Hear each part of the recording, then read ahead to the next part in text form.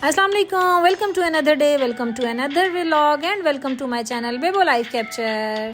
इतनी सुबह सुबह सड़क पे बोरिए बिस्तरे के साथ हमें देखते हुए आप अंदाज़ा लगा रहे होंगे कि हम कहाँ जा रहे हैं। तो मेरी सारी यूट्यूब फैमिली को मैं बताती चलूँ कि हम जा रहे हैं पिंडी अपने भतीजे सेबी का वलीमा अटेंड करने।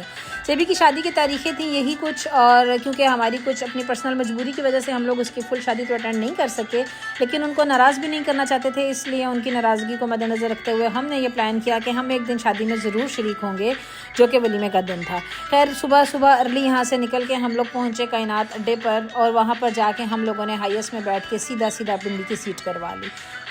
और हम आज सुबह इतनी जल्दी पिंडी पहुँचे कि अभी सूरज भी पिंडी नहीं पहुँचा था। पीर वदाई पहुँच के हम उतर चुके थे, और यहाँ पे बैठ के हम डिसाइड कर रहे थे कि हम लोगों को कैब करवानी चाहिए या उनको कॉल करके बुलाना चाहिए। फिर हम लोगों ने फाइनल यही किया कि एक तो पहले ही हम लेट हैं, तो इस वजह से मस्जिद उनको तंग नहीं करते, हम लोग कैब करवा के तो उनके घर पहुँच जाते हैं। कैब तो हमें नहीं मिली, लेकिन यहाँ से हमने ऑटो रिक्शा करवाया। ऑटो रिक्शा करवा के हम पहुँचे सीधा सेबी की दुल्हन देखने के लिए, सेबी लोगों के घर।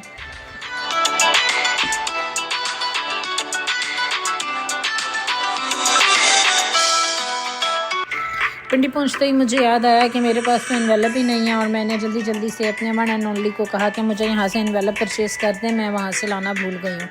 अब हम दोनों की नज़र रोड के ऊपर थी, और हम ढूंढ रहे थे यहाँ पे किसी भी स्टेशनरी को या गिफ्ट शॉप को जहाँ से हम अपने एनवेलप परचेज़ कर सकें।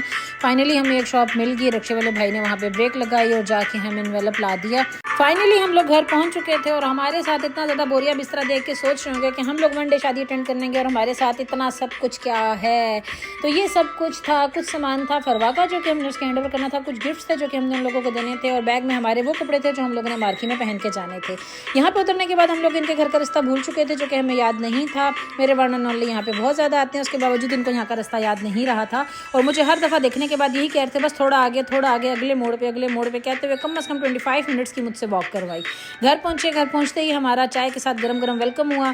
थोड़ी सी डांट टपट खाई, छोटे होने के नाते, शादी पे लेट आने के नाते हम लोग हमारा डिज़र्व भी करते थे, हमें डांट भी मिली, दूल्हे की नाराज़गी भी हमने फेस की। उसके बाद हम लोगों ने अपने कपड़े निकाले, तैयारी शुरू की मार्की पे जाने के लिए, क्योंकि मार्की का टाइम बहुत ज़्यादा शॉर्ट था। हम लोग यहाँ पे तैयारी कर रहे थे, और मेरे वन एंड ओनली तैयार होकर अपने पप्पो के साथ बैठे फ़ोटोशूट करवा रहे थे। अल्लाह पाक पप्पो की उम्र दराज करे, अल्लाह पाक इनका साया हमारे सरों पे तक क़यामत कायम दायम रखे, अल्लाह पाक इन्हें सेहत और ज़िंदगी दे।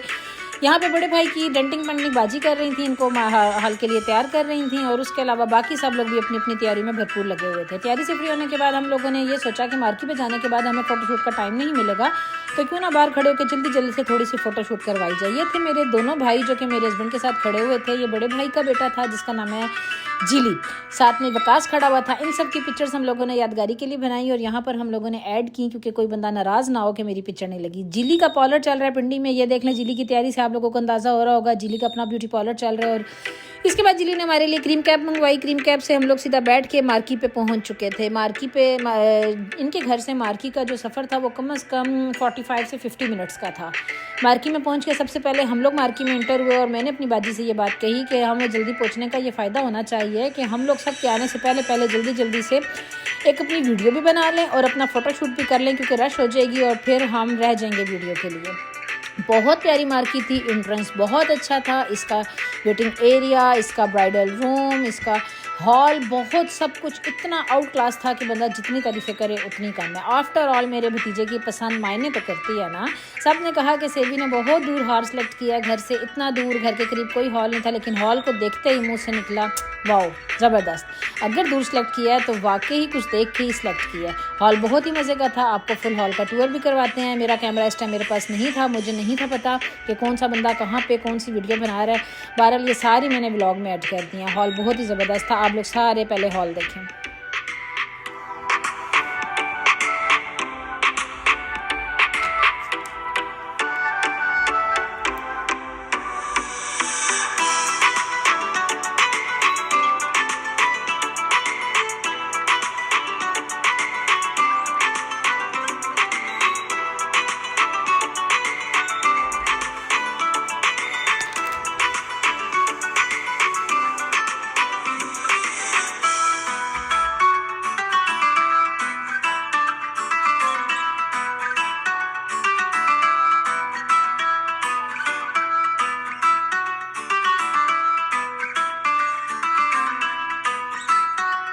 हॉल की वीडियोस बहुत सारी हो गई थी जिनको फास्ट करके मैंने बस जल्दी जल्दी आप लोगों का कॉन्सेप्ट क्लियर करने के लिए दिखा के क्लियर कर दिया है।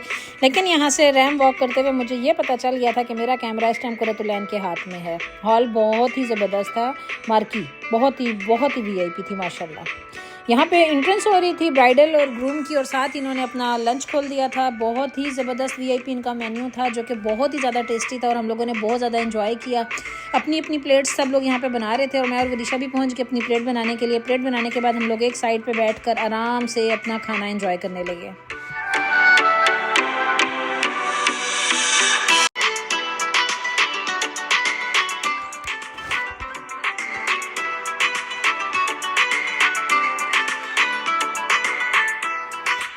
एक प्लेट मेरी थी, एक विदिशा की थी, एक मेरी बाजी की थी बड़ी, जो कि हम लोग अपना खाना खाने के लिए बैठे थे। उसके बाद हम लोगों ने जब पीछे देखा तो वहाँ पर गाजर का हलवा भी आ चुका था। मैं और विदिशा फटाफट प्लेट लेके भागे हलवा लेने के लिए और वीडियो के चक्कर में हमने बहुत ही ज़्यादा हलवा डाल दिया था। बाद में ख्याल आया और हम लोगों ने हलवे को कम किया और प्लेट लेके हम लोग दोबारा अपने टेबल पर पहुँचे अपना मील इंजॉय करने के लिए। जब तक हम लोग अपना मील इंजॉय कर रहे थे तब तक ब्राइडल की एंट्री भी हो चुकी थी और उसके बाद अपने हमारी मार्की का टाइम ख़त्म हो चुका था। मार्की से हमें निकालने के लिए मार्की वालों ने लाइट्स ऑफ कर दी। उसके बावजूद हम लोग बाज नहीं आ रहे थे, हर बंदे के फ़ोटोशूट का पड़ा हुआ था।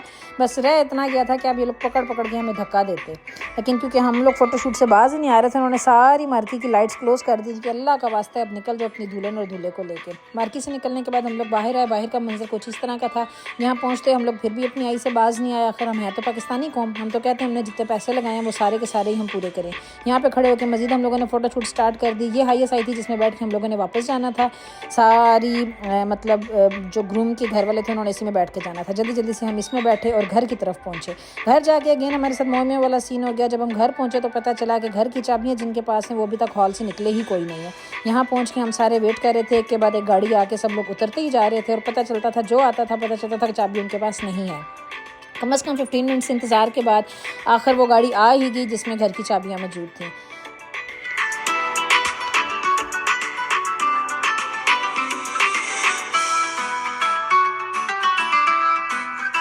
फाइनली घर खुल गया। घर खुलने के बाद हम लोग अंदर गए।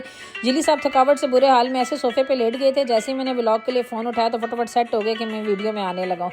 ये था ब्राइडल का रूम जो कि माशाल्लाह बहुत ही ज़्यादा प्यारा था। अल्लाह पाक जोड़ी को सलामत रखे और उनके नसीब बहुत अच्छे करे। घर पहुँचते साथ ही हम लोगों ने गर्म चाय पी, चेंज ओवर किया और उसके बाद ऊपर हम लोग ब्राइडल का रूम देखने के लिए पहुँच गए। कुछ गिफ्ट थे जो कि बाजी के हैंड ओवर करने थे ब्राइडल्स के लिए और दूल्हे लोगों के लिए। उनके गिफ्ट्स उनके हैंड ओवर किए। इतने में हमारे लिए जिली ने फिर से क्रीम कैप मंगवा दी और कैप में सामान रखते हुए हम लोग सबसे इजाज़त लेके वापसी निकले मियाँ वाली की तरफ।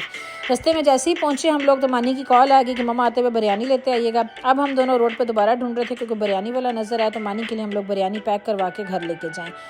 फाइनली हमें बिरयानी वाला मिल गया। यहाँ से हम लोगों ने बच्चों के लिए बिरयानी भी पैक करवाई, दही बल्ले भी पैक करवाए। जो कुछ सामान उन्होंने मंगवाया था थोड़ा बहुत लिया और उस गाड़ी ने हमें उतारा 26 नंबर मोटरवे चौक के ऊपर।